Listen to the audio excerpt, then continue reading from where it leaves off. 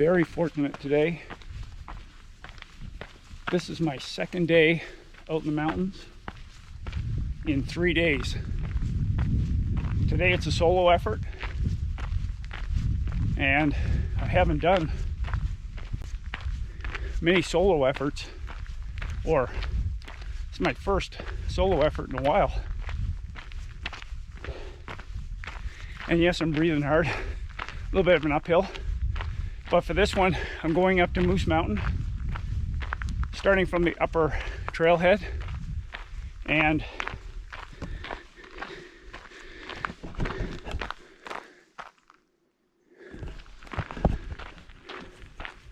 hence the breathing a little bit hard, just going up a little bit of a hill. Close to 2K elevation.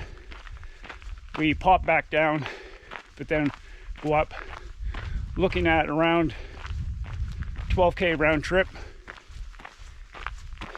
getting to an elevation of just over 2,300 meters with, I'm not sure, 700 and some meters elevation gain.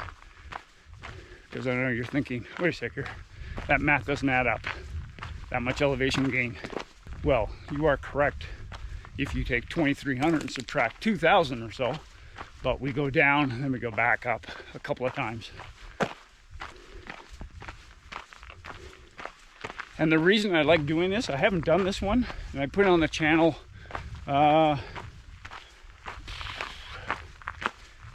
probably 18 or 19 months ago. Did it in November, and it was so windy I didn't make it to the summit. But the reason I love this one, it's not technical at all, really easy direction wise, but it's just a grind. Just put your head down once you get up, and you'll see what I'm talking about. Just put your head down and just climb. Let's get this party started. The first part is a nice walk on this, well, it's a forestry service road, but you can't access it with private vehicles. And then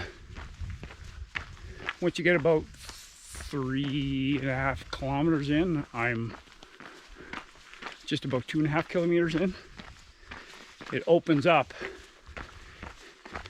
and then you see your challenge ahead of you. And it's unlike a lot of the mountains in the area because it's just so exposed up there. But it's so beautiful in a weird kind of way. I used to follow the Tour de France all the time, and the mountain it reminds me of is Mont Ventoux, just this big slab of rock. So this is part of the whole Moose Mountain range. So what I'm going to do is I go down here, follow the trail, and you go up that way. And then at the very top up there, that's where the ranger station is. It's a fire lookout is what it is. And there's a helicopter landing pad up there. And I didn't bring my helicopter. And it's good to be out relatively early for Sunday.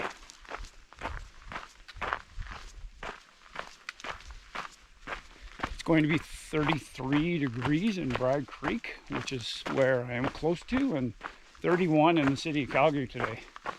So get out and get this done by noon before it gets screaming hot.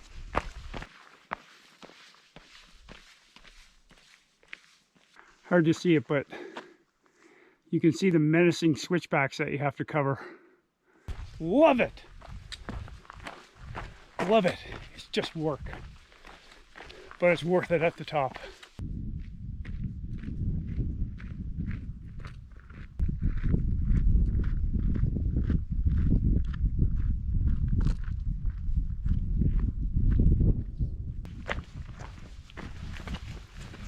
Morning. Morning.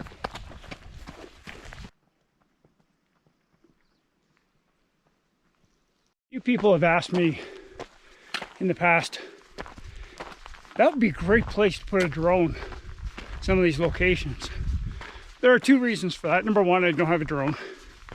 But even if I did, in my home province of Alberta, drones are illegal in provincial parks.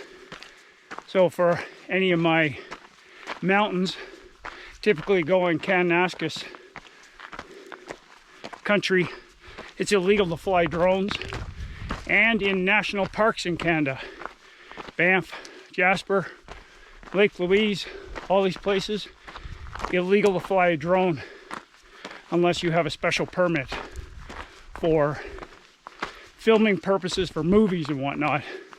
So any of the YouTubers out there, and I know I watched a video last week, they put up beautiful drone footage of Jasper Parkway, and it's illegal. And one of my favorite YouTubers, Foresty Forest, fellow Canadian, with quite a big following for the outdoor space, he posts videos with a drone, but in his adventures, he's in British Columbia, the province next door, when he throws the drone up. And you're allowed to put the drone up in those locations. Now for the main course. Here we go. And that's not the summit. You have to go up the switchbacks, down the other side a bit, and then go up to the fire tower.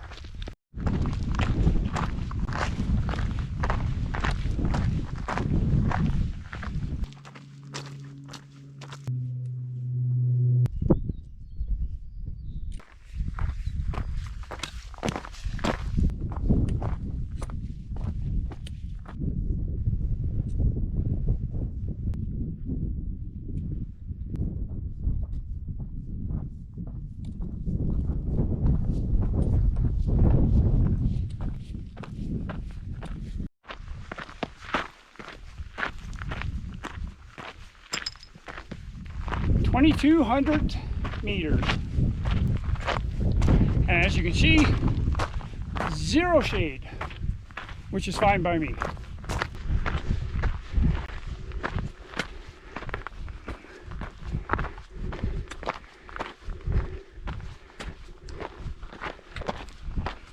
If you've ever wondered why I come to places like this, this is why. Still got a little ways to the top. That's the top of the first peak, and then I have to pop back down, and then short little jaunt up to the fire lookout.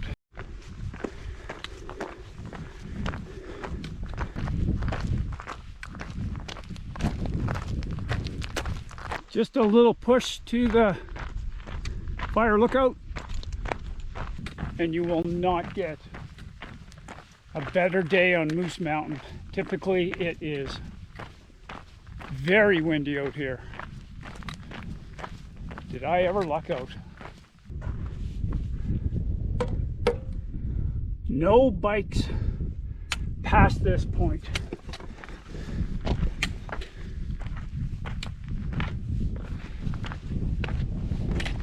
Yeah, I wonder why. No bikes.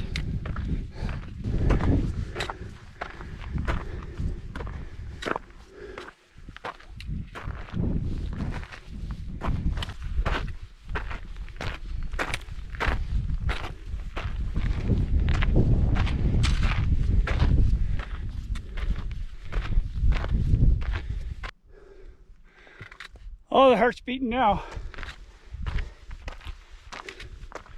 2.35 kilometers altitude right now.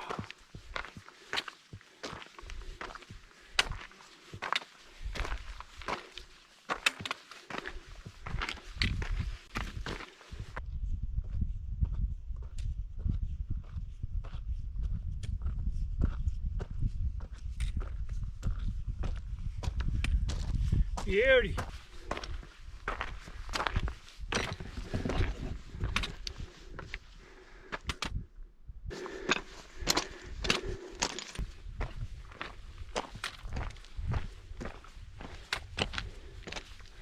This may look really sketchy because cameras will do that,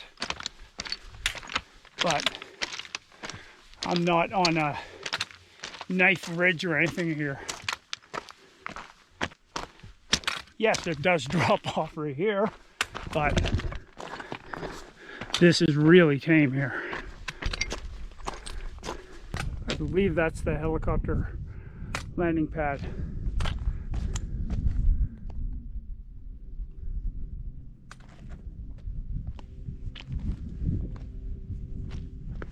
(2,400 meters), just over 2,400 meters elevation right now. I have almost 8K so far. That's with back and forth filming. Hour 39 and just under 600 meters of elevation so far. And I won't back down. Going back down. Need to get back and do some stuff at home.